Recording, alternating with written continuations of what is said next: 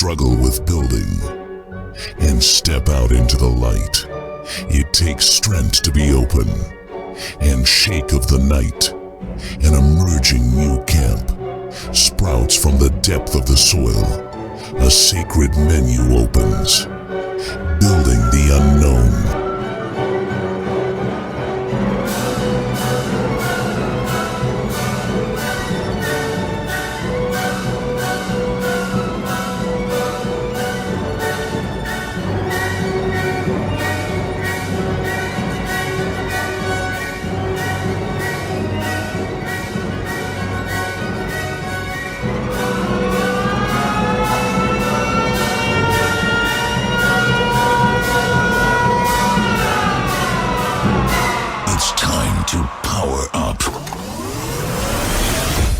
Under your butts. Here we go!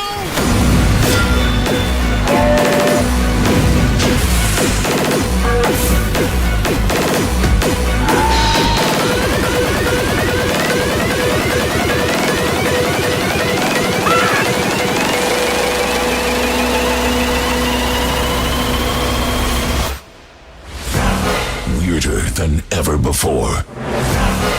Loaded with energy. Welcome to Camp Clash, where creativity meets radioactivity. Now, meet your host, Buddha 2 Dope. Ladies and gentlemen, scavengers, scrappers and styling settlers across the wasteland, the event where duct tape meets destiny, the one, the only, Camp Clash. That's right, each month, the most daring, creative and sometimes completely unhinged builders in Fallout 76 go head to head in a brutal, beautiful battle for... This is going to be the worst competition ever.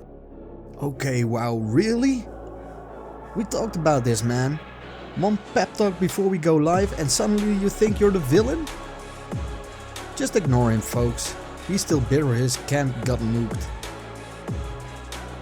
Anyway, let's get back to the action.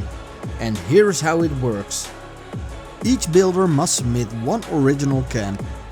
Your camp will be judged on creativity, originality, uniqueness and boldness, detail, thoughtful design, clutter and small touches, functionality, is it livable, can it survive, the overall looks, aesthetics, layout and polish, and the wow factor, that moment where our jaws hit the floor. And helping us this month is someone who needs no introduction, but we're doing it anyway. This month's guest judge will be D.O. Now, the champion of this month walks away with fame and the golden ticket to the Camp Clash World Championship, where only the best builders survive and thrive. So grab your scrap, flex that budget and prepare for judgment, because this is Camp Clash, the only contest where what is that is a valid critique. And now it's time for Aussie Kitty Cat.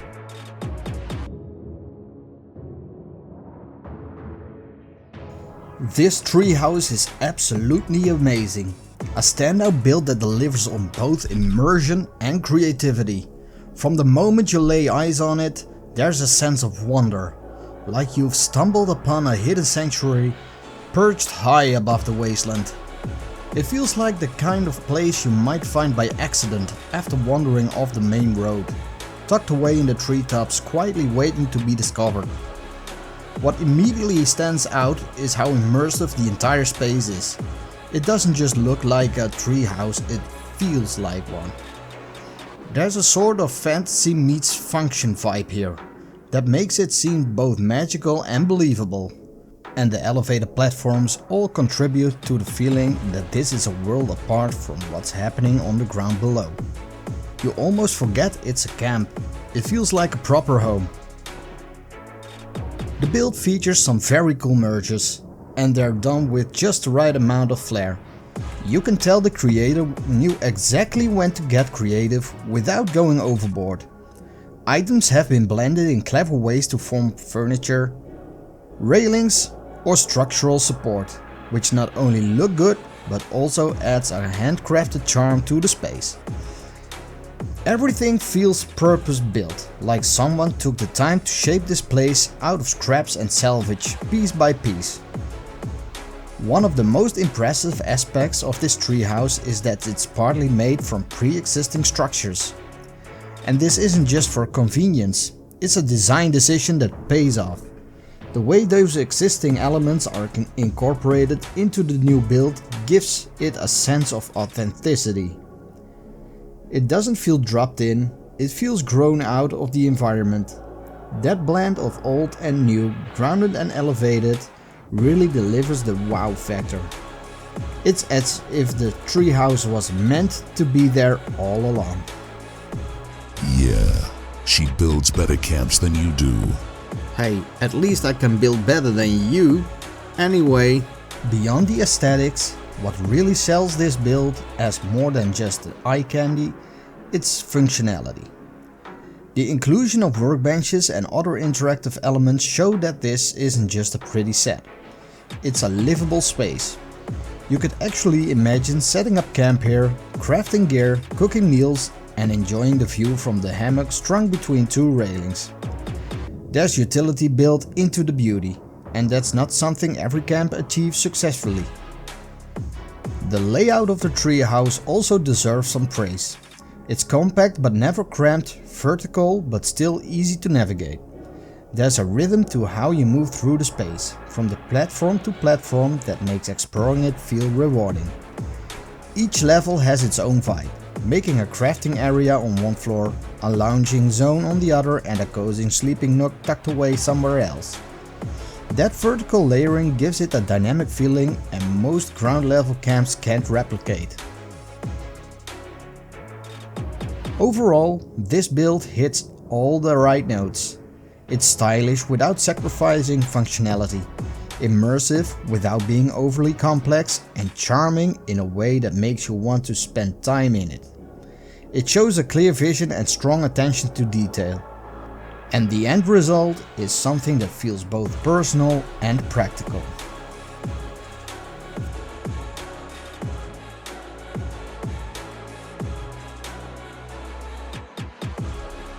We don't decorate, we dominate. Come look what NigauD had built for us. As expected from NigauD, we're treated to a deeply immersive build. One that immediately captures attention and holds it. Right from the first glance, it's clear that this isn't just a camp. It's a full-fledged experience. The creativity shines not only in the choice of items, but in how they are used. Cleverly repurposed, repositioned, and reimagined to bring a unique vision to life. What really caught my eye was the facade of the camp. It's striking, distinctive, and has a clear intention behind it. The use of fishing hooks, nets, buoys isn't just decorative, it ties into the narrative of the camp, making it feel like a real fisherman's haven. It literally hooks me, pun intended. NigauD didn't just throw together some nautical pieces and call it a day. Instead, the camp makes use of a pre-existing dock, transforming it into something purposeful and atmospheric. The dock itself becomes more than just terrain, it becomes part of the story. The moment you step onto it, there is an immediate impression that this is the place to clean and prepare fish after a long day of casting lines and hauling in the catch. It's not just functional, it feels right. The layout of the camp plays a big role in this feeling. It's surprisingly straightforward, which enhances functionality. There's no unnecessary clutter, no confusing twists, instead everything flows logically. Almost as if the player had lived here for a while and shaped the environment around the daily routines. This kind of design is harder to pull off than it seems. Simplicity, when done well, doesn't feel basic. It feels natural, intuitive, and grounded. Now, while the camp leans heavily into a theme we've seen before, fishing, docks, the sea, we managed to deliver some fresh and unexpected visual surprises. Take the overgrown car for example. You wouldn't expect to see a rusting vehicle draped in vines and moss in a fishing camp, yet it works. It tells a story about the area has been abandoned for a while, reclaimed by nature and then re-inhabited by someone who found a way to make it livable again. It adds history to the space. Even more jaw-dropping is the inclusion of the whale, placed in a way I genuinely did not expect. It's eerie, it's grand, and it adds a surreal edge to the otherwise grounded setup. It's moments like these that define what I call the wow factor. It's not just about scale or detail, it's about surprising and emotional impact.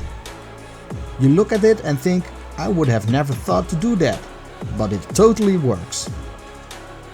Although the camp feels cohesive, deeply immersive and thematically on point, it demonstrates NigauD's continued ability to take existing elements, especially those that could be considered mundane or overused, and breathe new life into them through thoughtful placement, atmosphere and a touch of humor.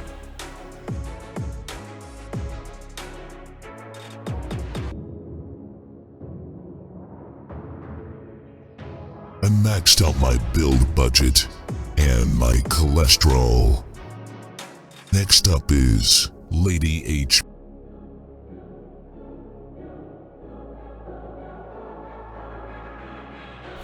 This build by Lady H is nothing short of magical.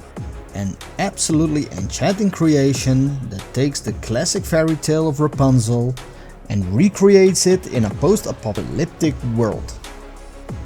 At the heart of this build is the nuclear cooling tower, which Lady H has transformed into Rapunzel's towering prison. Except in this case, it's less about castles and more about creative survival. The repurposing of this massive industrial structure into a towering fairy tale monument is pure genius. It's that kind of unexpected twist, the fusion of storybook fantasy with brutal decaying reality, that makes the camp unforgettable. Most players see a cooling tower and think, that's a great spot for a lookout, or maybe some turrets, but Lady H saw a fairy tale. The storytelling here is an easy A+, but honestly, would you expect something less? Every detail of this build ties back to Rapunzel theme. The structure rises dramatically like it was pulled straight out of a dream, and the sense of vertical isolation, the core of the Rapunzel narrative, is captured perfectly. You can feel the loneliness at the top. You can imagine her waiting up there, brushing her hair, hoping someone down below is brave enough to climb it. Visually, the build is gorgeous. There's a clear artistic hand at work here. Textures, colors and props are all chosen with intention. It doesn't just hint at a story, it tells one. From the elegant touches around the tower's base to the cozy interior on the inside. Every part of the build feels like a scene from the page of a fairy tale. You almost expect a prince to show up at any moment, calling up to the tower. Now let's talk functionality. And this is where the build is a bit less impressive. To truly explore and appreciate this camp, you're going to need a jetpack. There's no polite way around it. Without one, traversing this towering beast is a challenge. There aren't many access points or natural climbing paths, and that might turn some players off. However, once you're airborne, the build comes alive.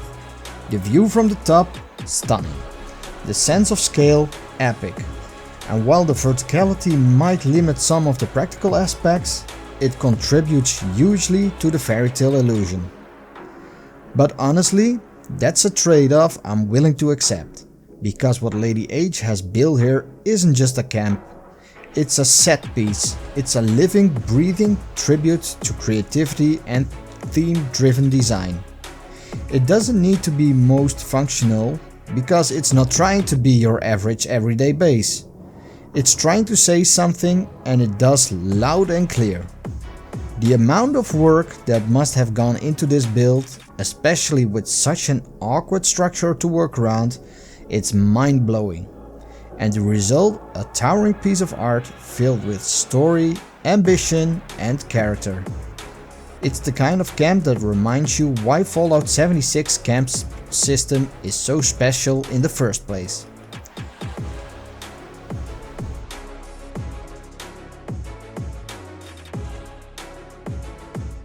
This camp took 6 hours, 12 energy drinks, and 0 planning. And now, look at some art by Busting My Ashley.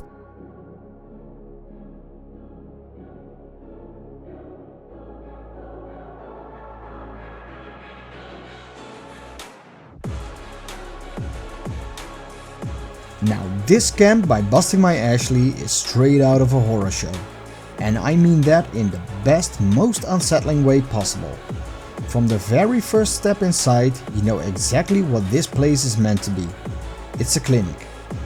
Ashley has gone all in on the concept, and the creativity is off the charge. This build is merge heavy, and it's the kind of merge work that doesn't just show off skill. It enhances the immersion. Objects are blended together in unexpected ways, forming equipment and medical setups that feel both familiar and wrong at the same time. It's exactly what you want from a horror-themed clinic. Something that makes your skin crawl, not because of blood or gore, but because it's too real. It's uncanny. What makes this build really stand out though are the interactable elements. This isn't a static set piece. It's a space you move through, engage with and react to. Each corner invites curiosity, but also a little dread. It feels like there is a story happening just outside your view, like a patient was wheeled down the hall a moment ago, or like someone's watching you from behind one of those frosted glass dividers. And it's all thanks to the little touches. The phrase "the devil is in the details" could not be more accurate here. Ashley has absolutely nailed the atmosphere, and every piece placed in this build seems to whisper something unsettling.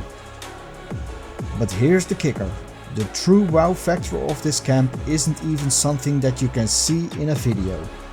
It's the emotion it evokes. I didn't expect that. I genuinely felt nervous while touring this place.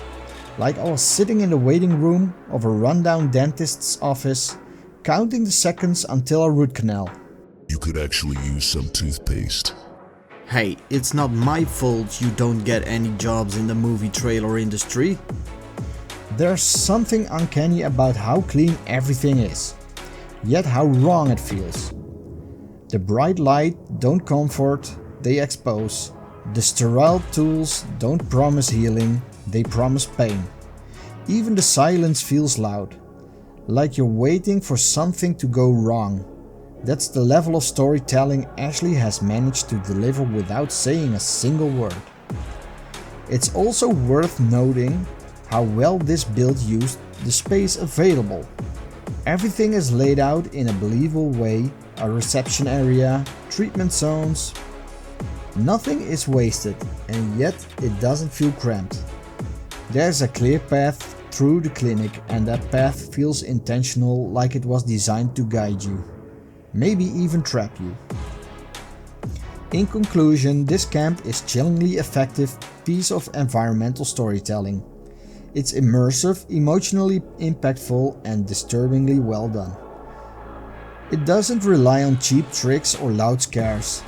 It gets under your skin the slow way, and it stays there. Huge kudos to Ashley for this unsettling masterpiece.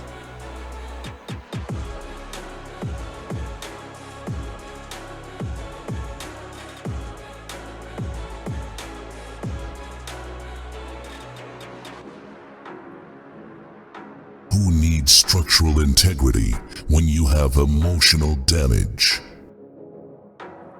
Yo, Cowinbaby, show us what you build here. This is yet another fishing shack, a camp style that's been riding a real wave of popularity lately. But don't let the genre fool you. Cowinbaby brings something fresh and thoughtfully crafted to the table here. While the core concept might be familiar, the real creativity in this build lies in the implementation, in how the items are used, arranged and blended into the environmental to tell a story. From the moment you approach it, feels like a place that belongs. You're not just walking up to a shack, you're arriving at a small lived-in fishing outpost with history and function. And the details? Absolutely outstanding.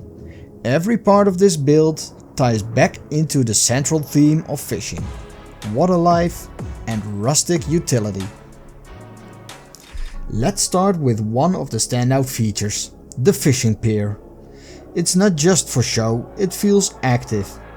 You can walk out, cast your line, and just a few steps later you're at the cooking station, preparing your catch like it's the most natural thing in the world. That seamless transition for fishing to cooking might sound simple, but it speaks volumes about the thought put into the layout. It's not just aesthetic, it's functional storytelling. Cowinbaby has gone all in on making this place feel real. Shelves are stocked with gear, bait, tools and all the little odds and ends that you'd expect to see in a place like this. Nothing feels randomly placed, everything seems to have a purpose, a story, a reason to be right where it is. This kind of attention to micro detail is what separates a good camp from a great one. The theme cohesion is another major strength. Everything is tight, focused and consistent, whether it's a fishing net hanging from the posts, the wooden crates near the docks, or the partially disassembled boat that doubles as storage. It all feels right. There's no confusion about what this camp is trying to be. You walk in and you know this is a fisherman's domain. And then there's the boat rental bit, which adds a whole new level of charm. It's not just a visual gag, it enhances the immersion. Want to go fishing? There's a dock. Want to rent a boat? Well, take your pick. There are a few lined up, each one with enough personality to feel like they've got stories of their own. That sense of world building, even if it's lighthearted, adds massively to the wow factor. You're not just walking through a player-made camp, you're stepping into a little slice of an imagined world. While this camp might not break new ground or in terms of concept, it is another fishing shack. It excels through execution. Cowinbaby clearly understands the importance of atmosphere and flow. So while it may not reinvent the wheel, it doesn't need to. This camp is cozy, clever and carefully constructed. And what's more than enough to leave a lasting impression. First, some real talent. Enduril.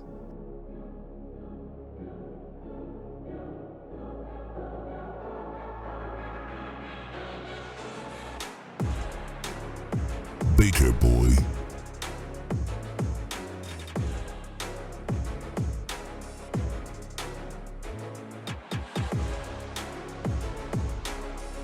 Alex P.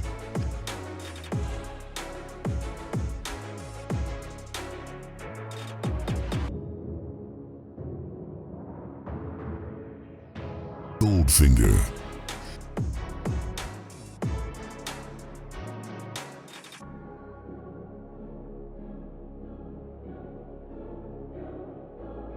Fix.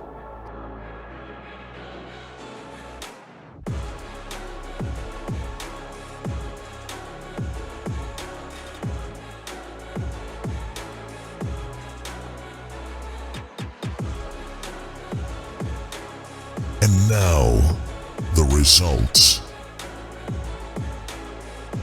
A solid 74 points. A fantastic effort that blends creativity, smart design and immersion into one beautiful elevated package.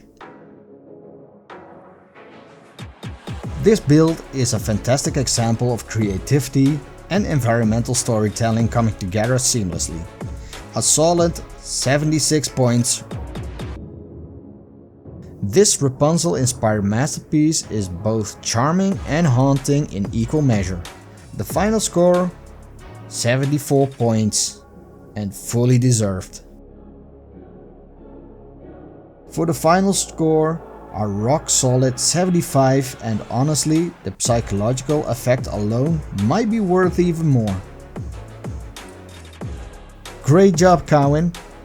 Final score, 47 points, well earned and expertly fished from the depths of creativity.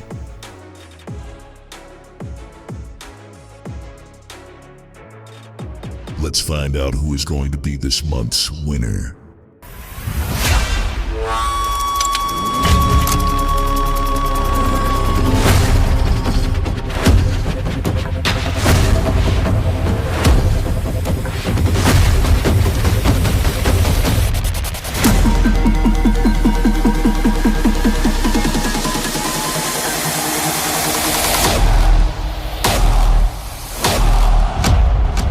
NigauD, congrats to you. Ladies and gentlemen, campers and chaos lovers, give it up for our very first camp class champion, NigauD.